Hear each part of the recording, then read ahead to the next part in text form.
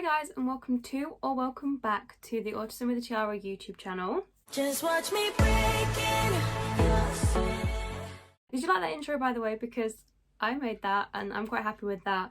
I use like green screens and stuff and all stuff like that. So today I'm going to be doing a kind of how COVID's affected me and like what part of it's like affected my autism and what part hasn't, because everyone is different. Everyone on the spectrum is completely different.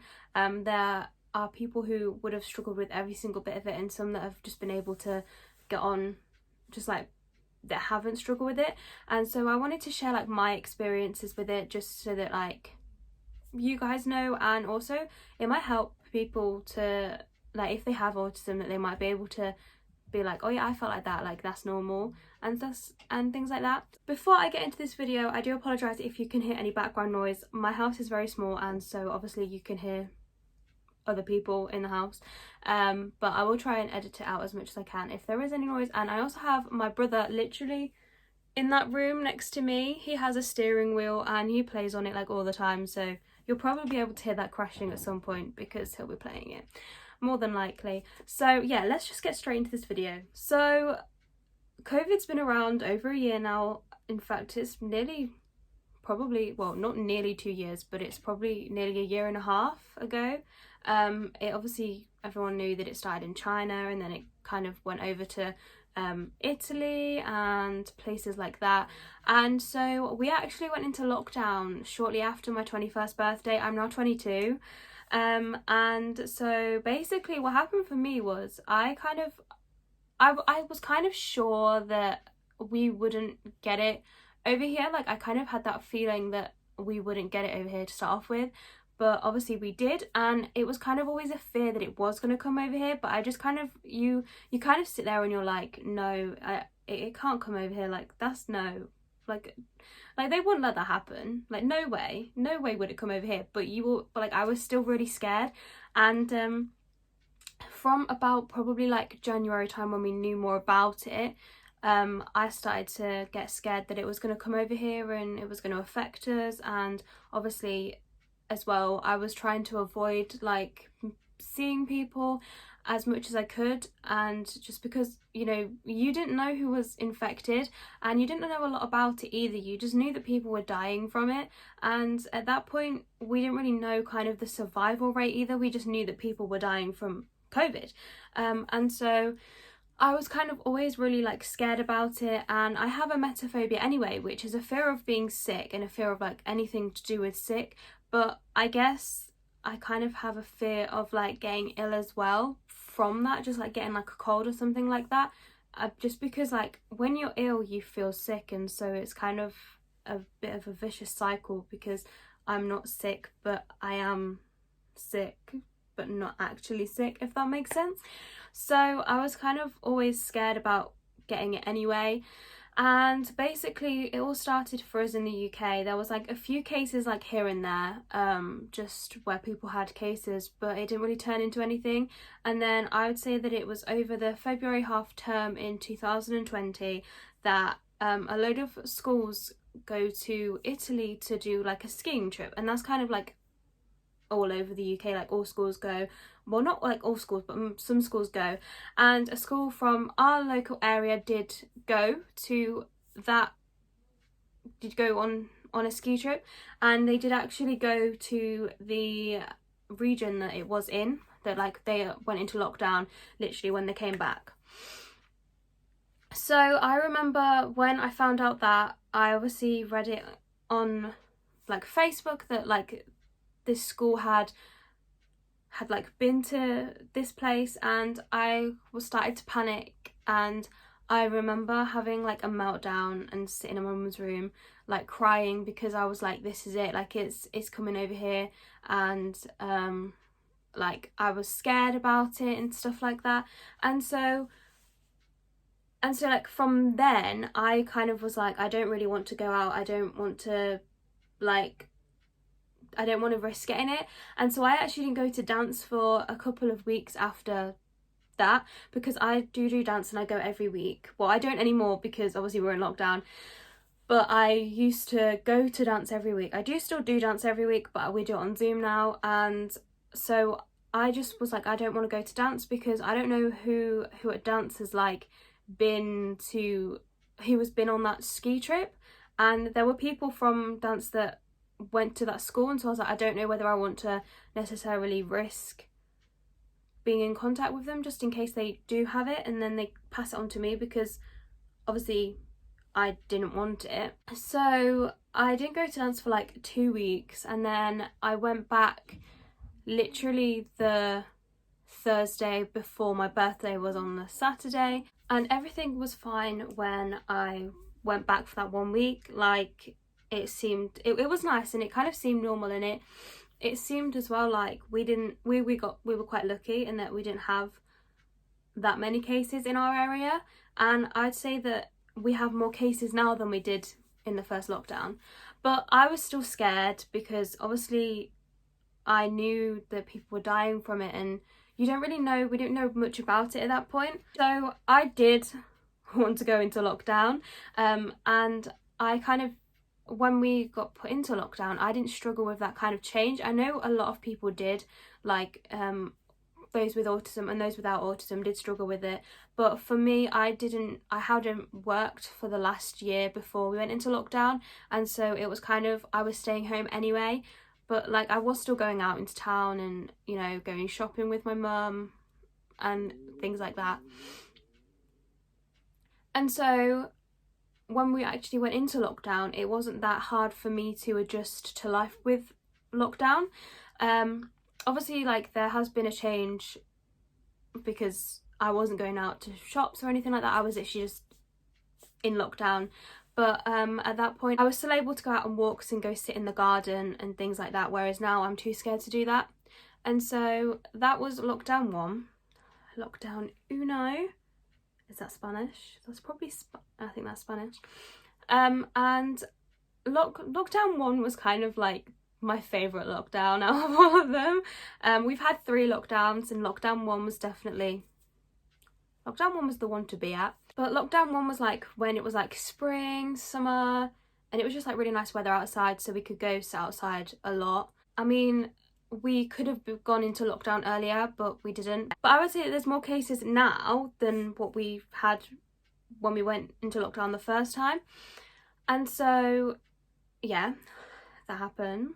I don't even know where I'm going with this anymore. But in our area, there really wasn't much of it around, so it was kind of, we weren't worrying as much. I mean, like, we were scared because you were just scared of getting it. So literally, I remember I had my birthday party, and I was obviously really worried that that was going to get called off, because it was like literally the Monday after my party was on the Saturday, they stopped all like parties and stuff like that. And I mean, mine was only like a really small gathering because I don't have a big group of friends. I don't have many friends at all. I could probably count my friends on one hand, in fact on one finger. No, I think one finger's being a bit like over the top, but definitely one hand. And so yeah, like, it was literally crazy that I was able to have that. And from when they stopped that, me and my brother just decided, we were like, we don't want to, like, we kind of just want to stay home now, like, we don't want to risk it. And so that was the week before we went into a full national lockdown. And so the first lockdown happened, and then I was obviously, I did get a little bit scared about going into shops and stuff. It was like a bit of anxiety. And I remember on my brother's birthday, our freezer broke.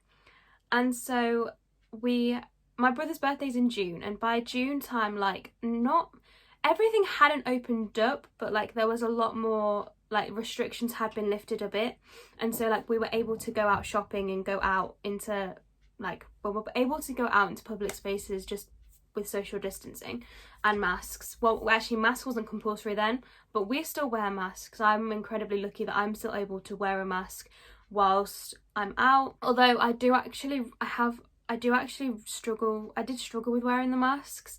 I had to have, like, I think it's like a double liner one that I have. But those medical ones that you get, you know, the blue ones that you wear, I can't wear them. They itch me and I don't like it. And I kind of don't like anything too thick on my face. So the one that I have is perfect for me. And now that I've got that, I feel I'm lucky that I can wear that mask. And so I went out. I actually went out that day because I helped pick the new freezer. And it was actually like, my mum was like, I really want, like, I think that you should, because otherwise you might get like too scared about going out, and we need to kind of get over that anxiety a bit. And then from then I kind of went out more, and I went into like more shops, but it still wasn't that much. Like, I was still scared about going into shops. Like, I think I went into shops like a handful of times over that kind of summer months. And then in October we actually all got colds. It wasn't COVID, don't worry, it was just a cold. But we were like, how have we managed to pick that up? Because with all of the social distancing and with all of the hand washing and the masks, surely with that we shouldn't, our risk of picking up a cold should be a lot less. And so it was weird for us all to get it as well. Like, usually like one person in my house can have a cold, and then maybe like someone else will pick it up, but like for us all to get it and us all have it, it was kind of a bit like, well, if COVID's meant to spread faster than this, how, like, it just kind of puts into perspective how risky it actually is. And so that's kind of when I was like, no, I don't want to go out again. I don't want to get ill. And so that was kind of really the last time that I went out into a shop.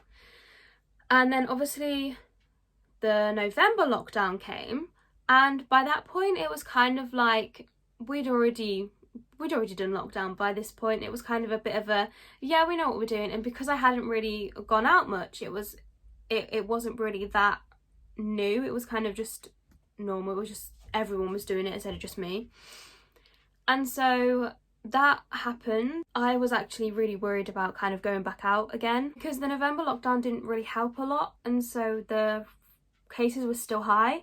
And I think that I knew kind of what was happening. I could see what was going to happen unfolding in front of my eyes without anyone else being able to see it. It was actually really strange. Like in November, as soon as they opened things up, I was like, we're going to be in lockdown by January. By January, we're going to be in lockdown. We were in lockdown by January. But we actually started like lockdown in tier 1 or 2, I can't quite remember. And then I think we were in tier 1. We were in tier 1, and we came out of lockdown in tier 3. And so I was sat there like, hang on a second, if we went from tier 1 to tier 3 in a national lockdown, why are we opening things back up? Like, why? Surely that showed that the lockdown didn't work, so we need to extend it. After that, the new variant came about, and at that point we just knew that it was more spreadable. That was all. We just knew that a lot of people were coming down with it. It was in the UK, it was made in the UK, and so we kind of, that's all we knew. That's all we knew. We just knew there was this new variant. It was a lot more spreadable. Is that how you'd put it? And that's all we knew. So basically they'd originally given us 5 days over Christmas to kind of meet up with friends and family, and you know, I think it was something like the 23rd of December until the 28th of December. I'm not 100% sure, don't quote me on that. But that ended up getting cancelled, and it was only just 1 day for those that weren't in the south. I can't remember exactly what places it was, but I know that London was one of them, and basically London got put into tier 4, which tier 4 was basically lockdown. And so basically they stopped the 5-day Christmas window. It was 1 day, whatever. I mean, if you're in the UK, you know all of this anyway, but I'm just doing this in case people don't know, if people aren't from the UK. And so, yeah, they did that kind of thing, but a lot of people kind of, I guess like a lot of people were kind of like, because they literally gave us that news like a few days before, and so everyone was kind of just like, like if we're seeing each other for 1 day, then what does it matter if we're doing it 5 days? I mean, we didn't see anyone over Christmas, like no one, like none of my family. Then comes January 1st. No, actually it was literally something on like the New Year's Eve. It was either New Year's Eve or the day before New Year's Eve. I actually think it was the day before New Year's Eve to then go into lockdown on New Year's Eve. We got the news that we were all going into another national lockdown. No, actually, that's not what happened. We then got put in tier 4, which is basically lockdown, but schools are still open and stuff like that. And then in January, I think the schools went back a day and then he shut them. Boris was like, nah, shutting them. And so we then went into another third national lockdown. And then this is where we're still at now. We're still in that national lockdown. Schools are back and things like that. So throughout the first lockdown, I was fine. The second lockdown, I was like, okay, yeah, I can kind of, I'm getting a bit stressed now. In fact, I remember the second lockdown when it was announced that we might be going into lockdown, I cried because I was like, I don't, like, even though I was in lockdown anyway, I guess I just kind of, it was like scary because it was like, if we're going into lockdown, then it's really bad. And then the third one, I was glad when we were going into lockdown, to start off with, but I think that the third lockdown was kind of when things changed for me, and I started to like experience a lot more anxiety and things like that. During the first lockdown, I did start to experience anxiety when things were like opening up. Like I remember having like panic attacks like the night before when there was like a date that things got like reopened, if that makes sense.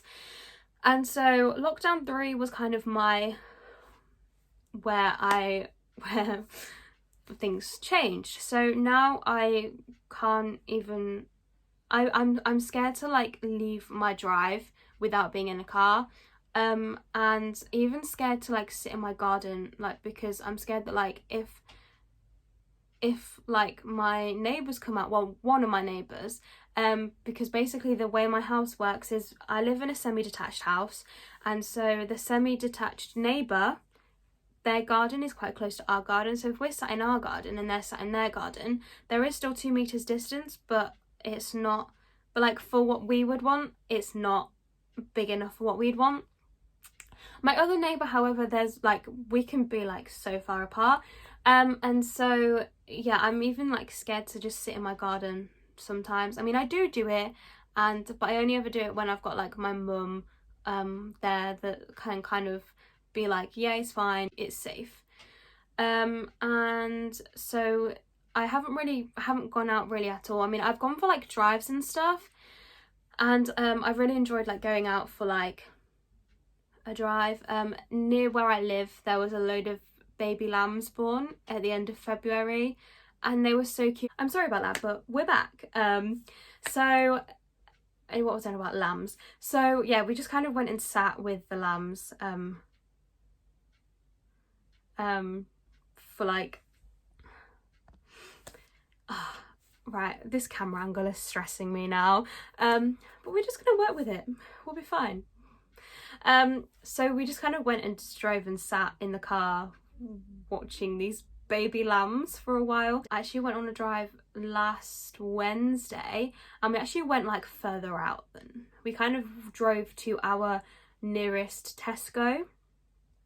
Well, I say nearest Tesco, our nearest big Tesco.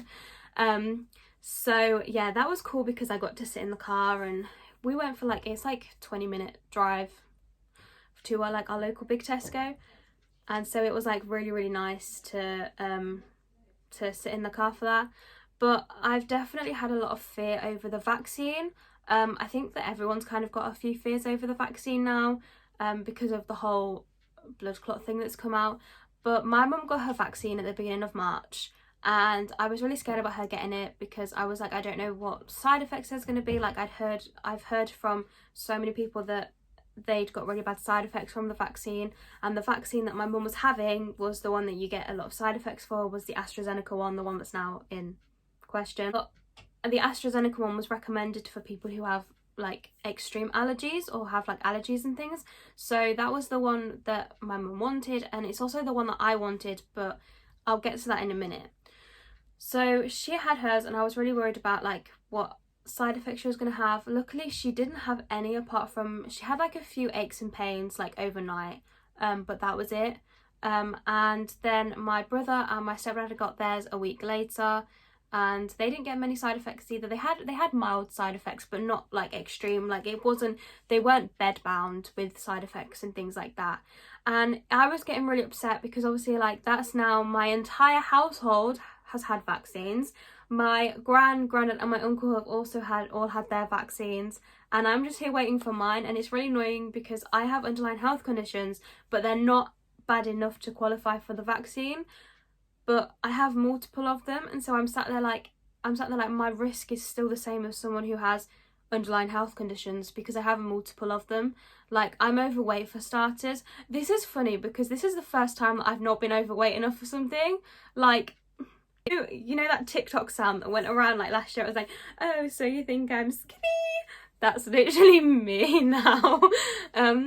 So yeah, but it's kind of was like stressing me that like I didn't know when I was going to have the vaccine, and I don't know when I'm going to be able to like go back to dance and get on with my normal life and just be able to live my life without any fear.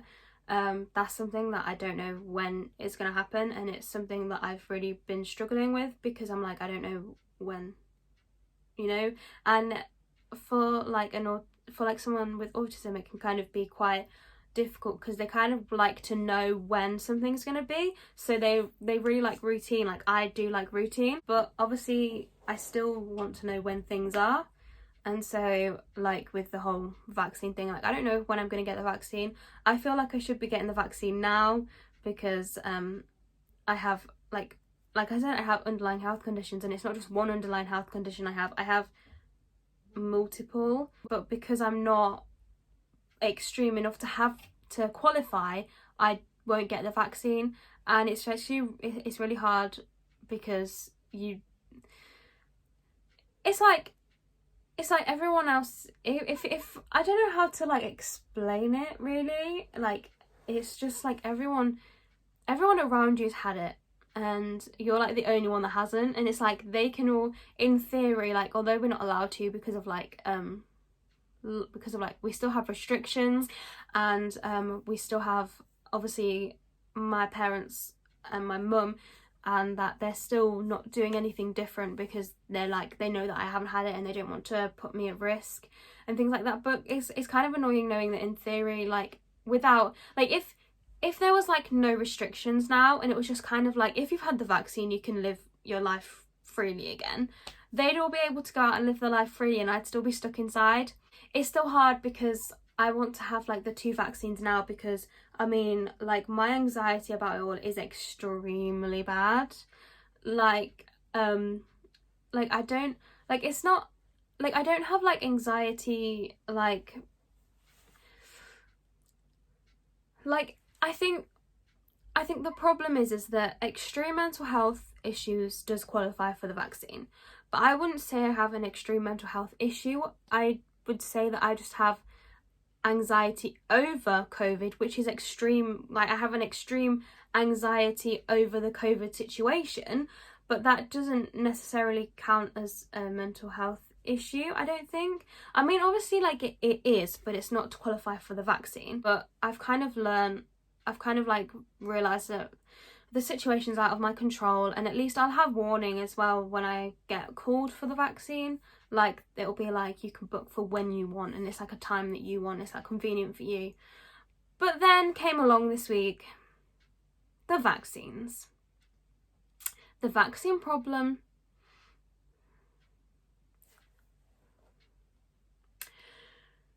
So, the vaccine that I was having all along has been the AstraZeneca.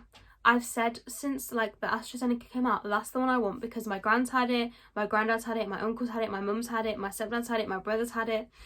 Pretty much the majority of my family have had the AstraZeneca one. And I've seen what the AstraZeneca one kind of does to your, well, I can't see, you can't see what it does to your body because you can't even see inside. But I can see like I've known their side effects, and I know that like side effects are different for every person. But for me, it was kind of just like reassuring that they'd had it and I'd seen what they've been through. And I was like, they didn't have it for that long. So, you know, like I should be all right with it. And so all along, I've been adamant that that's the one I'm having. I'm having the AstraZeneca one. There's so many more positives to the AstraZeneca one. You don't have to wait behind 15 minutes unless you're driving. If you're driving home, you have to wait 15 minutes behind. But if you're not, you don't. Whereas with the Pfizer one, you do. So that's a big, like, positive for me. The second one is I have allergies, so I won't be able to really have the Pfizer one because I might have a reaction to it. And at the end of the day, the blood clot risk, there's blood clot risk in everything. Like in the pill, there's a blood clot risk. In paracetamol and ibuprofen, just normal things, there is a blood clot risk. Yet I don't see why we're stopping that vaccine, because that is the vaccine that I want. And honestly, like, I don't know how I would cope if they say you can't have that. If they go to me, Lauren, you can't have the AstraZeneca one, you're gonna have to have the Pfizer or Moderna.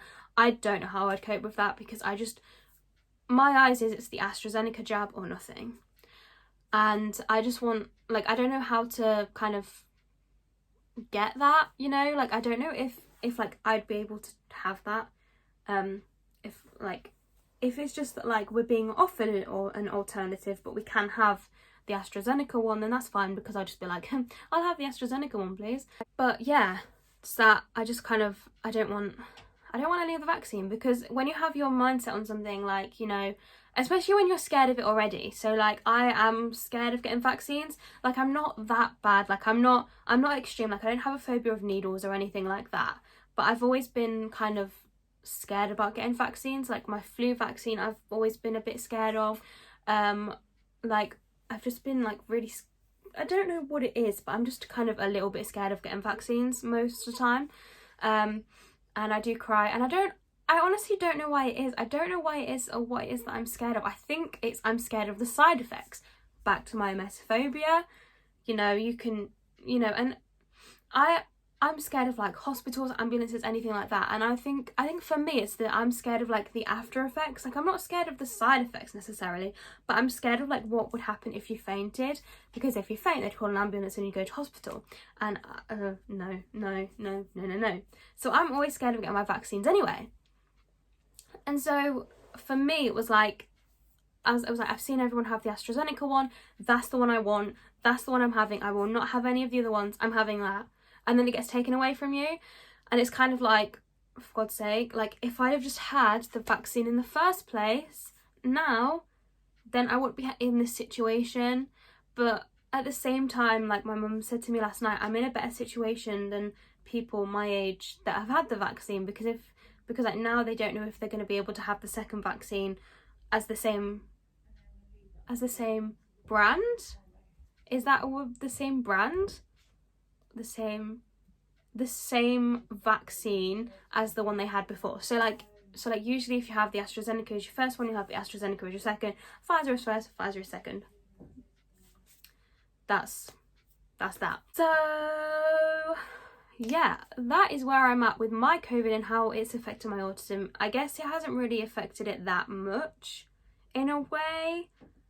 So this is probably a really boring video, but just know that like everyone reacts to it different.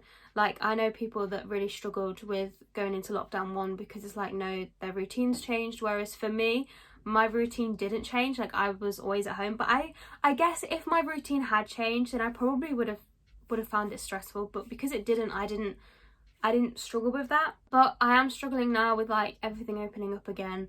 It's kind of like, because you see in the like on the news they say how many cases it is, and it's like, hang on a second, we're coming out of lockdown with more cases than when we went into lockdown 1. Something doesn't make sense in my eyes, and so I'm really scared of everything opening back up and me not having the vaccine, because at this time they're just going to assume that all the vulnerable people have been vaccinated, because that's what they're saying. Everyone's saying like, oh, the vulnerable people have been vaccinated now, it's absolutely fine, like nothing's changing, it's absolutely fine, we can live our life without social distancing and things like that. And I'm like, hi, someone with vulnerabilities here, can I be vaccinated now please, before you kind of open up the country? But yeah, so I'm quite scared of what's to come. I wasn't scared to start off with in the whole pandemic. I was fine. I was kind of like, it's gonna get sorted, we're gonna be fine. And now I'm kind of in that situation where I'm like, yeah, can we just like stay in lockdown a little bit longer please? Because I don't want to go out yet. I'm happy the way I am. I don't want it to change. Something people with autism also struggle with is change. So I kind of got used to life with lockdown that I'm now scared to change back to life without lockdown, and I don't want it to happen. But you know, I'm also excited about kind of when I can go back out and I can go to dance again, because I haven't gone back to dance. I've always stayed, well, I haven't always stayed on Zoom. I did go back to dance a little bit in September time, August, September time, but it was outside and I only took one class, one of the smaller out of the two. The smaller class out of the two. That's what I was trying to say. And so I didn't mix with anyone really. We were social distanced, it was all fine, and I felt fairly confident and comfortable doing that. But since obviously it's got colder, they've gone inside now, and so I've just always been on Zoom, and it's always been like a bit of a struggle seeing everyone there, everyone having fun and everyone laughing, because obviously like at my dance school we joke around a lot, and we laugh, we just have fun and things like that. And so to like be able to watch them having fun and then you kind of being there like, I don't know what they're laughing at, so I can't really join in because I don't have a clue what I'm doing, I don't have a clue what they're on about. It was kind of hard, and it was kind of upsetting and struggling. It was upsetting and annoying that like you weren't able to be there. But I mean, I wanted to keep my family safe and I wanted to keep myself safe, and so that's how I wanted it to do. So anyway, that's going to be the end of today's video. It's gone on for far too long. I've been filming 40 minutes as it says on here, so I'm going to end this video here. If you'd like to know more about kind of what's COVID, how COVID has affected me as a person, and like what my kind of story is, then please let me know in the comment section down below, and I maybe do another video on this like in like a few months time, or like in a month's time. Be like, how am I feeling now? I could do like little like monthly updates for you, like how I'm feeling and how like I'm kind of coping with it and stuff like that. One coping strategy that I have used over lockdown is I've actually started, well, I did this before but I've done it a lot more now, is I've started writing scripts. So I write myself into kind of like my favourite TV shows, and it's also really good to kind of act as well. It helps with your acting ability because you can act it out when you go back, and it also kind of keeps me on my toes and gives me that push to carry on achieving my dreams and stuff like that, which obviously has been put to a halt at the minute because of COVID. But yeah, I'd suggest like writing scripts, writing a book or things like that, just so that you can escape to like a different world for like half an hour before you go to bed and things like that. That's one thing that's helped me and that I would suggest. Another thing that has helped me is just like keeping yourself occupied and just taking your mind off it. Like I've played a lot of Roblox, just watching like TV shows, like watching new TV shows. I've also gone back to revisit all the old TV shows that I've watched. Like, so I rewatched the whole Hannah Montana series. I am obsessed. And yeah, so that was my chair, by the way, if you heard that. So yeah, that's kind of what I suggest if you are struggling and if you want something to do. Watch all your childhood TV shows, because it takes you back to a time in your life when, you know, not much was going on. Your only worry was about what to wear on non-school uniform day. But I'm going to end this video now. Thank you so much for watching. If you made it this far, thumbs up to you. Thumbs up this video actually. If you made it this far, thumbs up this video. Even if you didn't like this video, just like it, just so I know how many people actually sat through to the end. Make sure to like, comment and subscribe to this channel if you want to know more about autism, or more about kind of me and how autism affects me, because like I said at the beginning of this video, all people with autism are different. Autism is a spectrum. It's not just like a disability that's like the same. And so that's kind of why I'm doing this, is because I want to raise awareness for my autism, and especially autism in girls, because we're often kind of, we're like the underdogs. I'm gonna call us the underdogs because we kind of get like misread, I guess, in a way. And so yeah, that's with the underdogs. So yeah, I wanted to, that's my chair again. I wanted to do it for like the underdogs, and also to raise awareness for like anyone out there who wants to learn more about autism and learn more about the spectrum rather than just going what they know off like books and stuff like that. So yeah, thank you for watching. Make sure to subscribe, like, comment, follow my Instagram, my Twitter, my TikTok, and follow me on Facebook, and also check out my website for weekly blogs where you'll find out what I've been doing throughout the week. And also comment down below any other video suggestions you'd like me to do, like if there's like a if there's like a kind of a coping mechanism that you'd like me to cover, or if you kind of want to see kind of a coping strategy that I use, or if you want to know about like a kind of a difficulty that I face with my autism or things like that, then do let me know, because I will take those comments into consideration. And yeah, so thank you for watching. I hope that you all have a lovely day, and also remember to keep those heads up, because otherwise your tiara is going to fall off, and a person without a tiara is just boring. So keep those tiaras on, people. Sending lots of love. Bye.